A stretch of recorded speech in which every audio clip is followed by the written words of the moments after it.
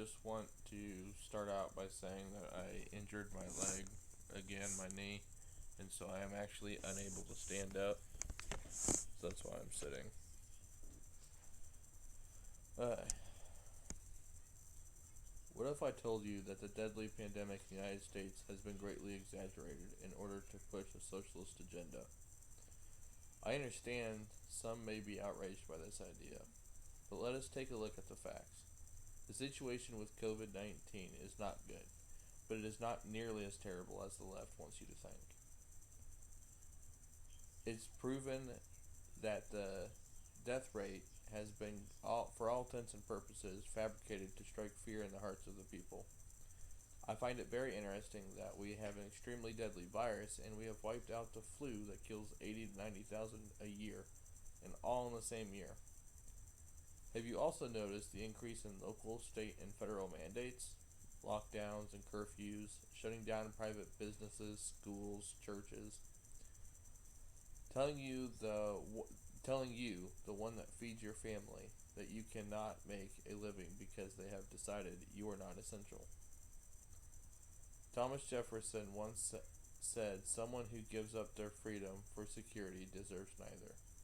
Have you noticed that the Democrat mayors, governors, and congressmen and women have been suspending our civil rights and taking our freedoms, all for the sake of keeping us safe from a virus we know little about and cannot see? The humorous part is that the strong lockdown and mandatory mask orders have been proven both not effective in practice and in research. In fact, Denmark just completed a study on masks and the Democrats refused to acknowledge it. However, it was never about keeping us safe. It is about control. They want us dependent on the government, so when they have gotten away with stealing the election, while our attention is preoccupied, they will be ready and in power to take the rest of our rights, starting with our right to defend ourselves. This is about power. It's a power grab, and I never thought I would live to see the day that so many people blindly follow everything they say. Thousands of people are in on this attempt to undermine our freedom and the American way of life. We cannot allow this challenge to our way of life to go unanswered. We cannot allow the Democrats and their news station henchmen get away with destroying the last place on earth that true freedom exists.